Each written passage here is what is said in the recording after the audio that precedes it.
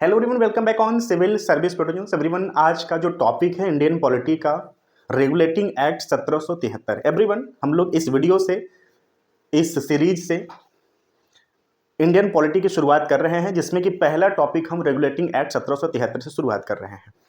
I hope so कि आप इस टॉपिक के बारे में बहुत भली भांति जानते होंगे। सो नया इसमें क्या है? ओके, देखिए, हमारा जो स्टडी का पैटर्न होना चाहिए कि जब टॉपिक हमने बोला या टॉपिक हम जब रिकॉल कर रहे हैं उसको रिवीजन करने के लिए, तो टॉपिक में कुछ ऐसे की पॉइंट हमारे अपने नोट्स में होने चाहिए कि टॉपिक जैसे हमारे सामने आए उसके 3 से 4 से 5 की पॉइंट हमारे सामने आ जाने चाहिए, जिससे कि हमारी जो स्किल है राइटिंग की वो काफ़ी बेहद हो जाती है, समय बच जाता है और हमारे राइटिंग में वेटेज आ जाते हैं। ओके, सो रेगुलेटिंग एक्ट 1773, इसमें क्या क्या नया परिवर्तन हुआ? सो इसमें जो ब्रिटिश शासन था उसकी छुपी मंशा पता चला, कुछ नए परिवर्तन हुए, कुछ शासन राजनैतिक स्तर पे, प्रशासनिक स्तर पे भी परिवर्तन हुए, और ये जो परिवर्तन है एक लंबा समय तक चला और इसी को बेस बनाकर मैक्सिमम परिवर्तन किए गए। सो 1773 का जो रेगुलेटिंग एक्ट है काफी बड़ा परिवर्तन लेकर आया था, काफी छुपी मंशाओं को इसने एक्सपोज भी किया।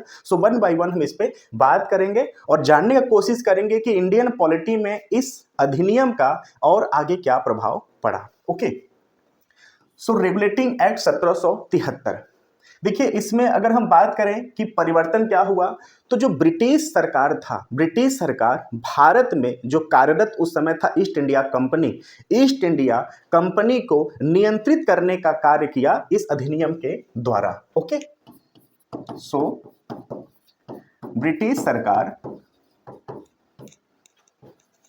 भारत में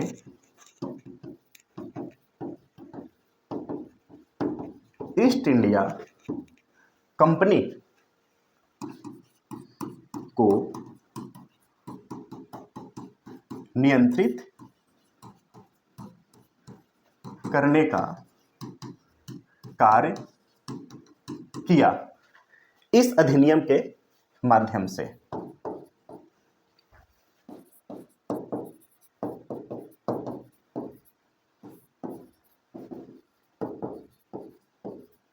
इस अधिनियम के माध्यम से ये हमारा एक पॉइंट तैयार हुआ यहां पर। क्लियर? दूसरा परिवर्तन हमने इस अधिनियम से क्या देखा कि भारत में केंद्रीय प्रशासन की शुरुआत की गई। ओके, भारत में केंद्रीय प्रशासन की शुरुआत किया।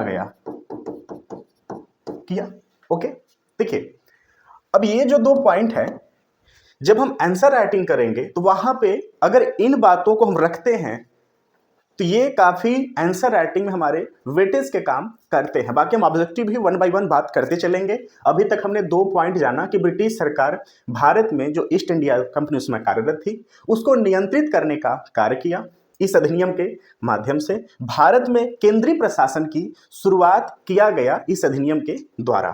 ओके, थर्ड पॉइंट, और इस अधिनियम से हम क्या निकाल सकते हैं? क्लियर? तो जो कंपनी के कर्मचारी थे,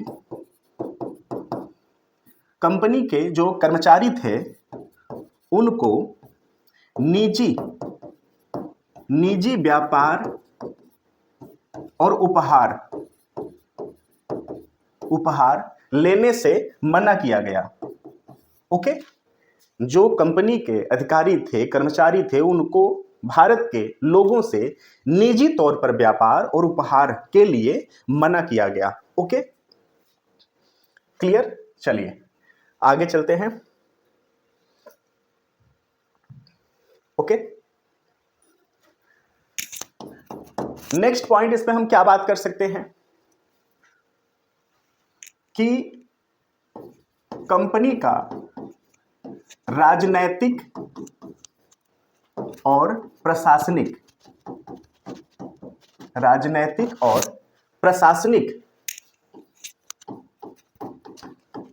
कार्यों को मान्यता दिया गया।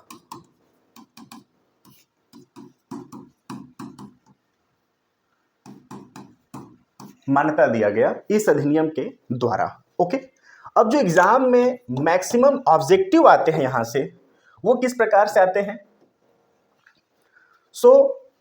जो 1773 का रेगुलेटिंग एक्ट था, उसने बंगाल के गवर्नर को परिवर्तित करके गवर्नर जनरल में कर दिया, गवर्नर जनरल के पद में परिवर्तित किया। ओके, साथ ही साथ और परिवर्तन क्या हुआ कि जो प्रेसिडेंसी थी, जैसे में मद्रास, ओके, मद्रास, बंबई, उसके जो गवर्नर थे, बंबई के गवर्नर को बंगाल के गवर्नर जनरल के अधीन किया गया। ओके, गवर्नर को बंगाल के गवर्नर जनरल के अधीन किया गया। क्लियर? अब यहां बात आती है कि जो गवर्नर से गवर्नर जनरल में परिवर्तित हुए थे, उनका नाम क्या था? क्लियर? जो बंगाल का प्रथम गवर्नर जनरल, उसका नाम था Lord William Bentinck. Lord William Bentinck, नाम याद रखना, लॉर्ड विलियम बेंटिक। एवरीवन थोड़ा सा माइंड रखना कि जो बंगाल का प्रथम गवर्नर जनरल था और भारत के प्रथम गवर्नर जनरल में डिफरेंस है। गवर्नर से गवर्नर जनरल का जो परिवर्तन हुआ वह 1773 के रेगुलेटिंग एक्ट के माध्यम से हुआ। भारत का जो प्रथम गवर्नर जनरल था वो परिवर्तन हुआ था 1833। ओके, वो डेट याद रखना, 1833 में भारत का प्रथम गवर्नर जनरल, क्लियर? तो नाम था Lord Warren Hasting. Okay, Lord Warren Hasting.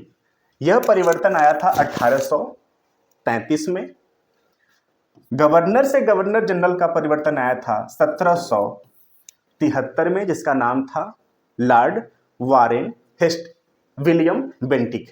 Clear? Lord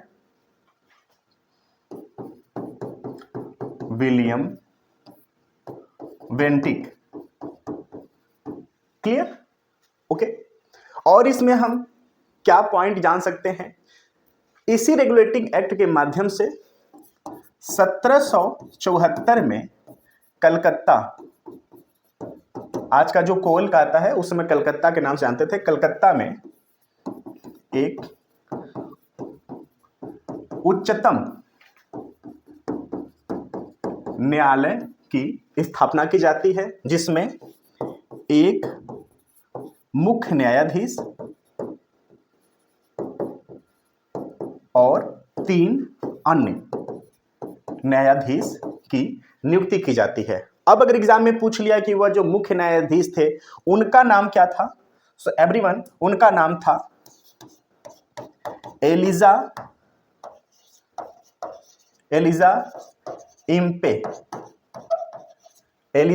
Impey. Okay, चलिए आगे इसमें और क्या जान सकते हैं और हमारे लिए क्या इंपॉर्टेंट है?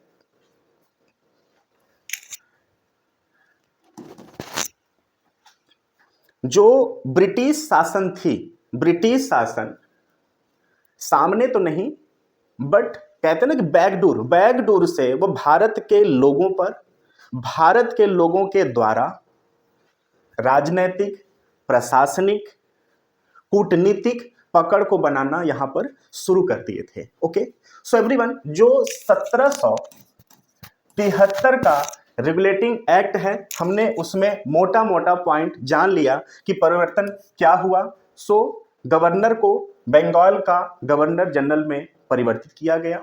साथ ही साथ जो उसके प्रेसिडेंसी थे जैसे कि मद्रास, बम्बई, वहाँ के गवर्नर को बंगाल के गवर्नर जनरल के अधीन कर दिया गया।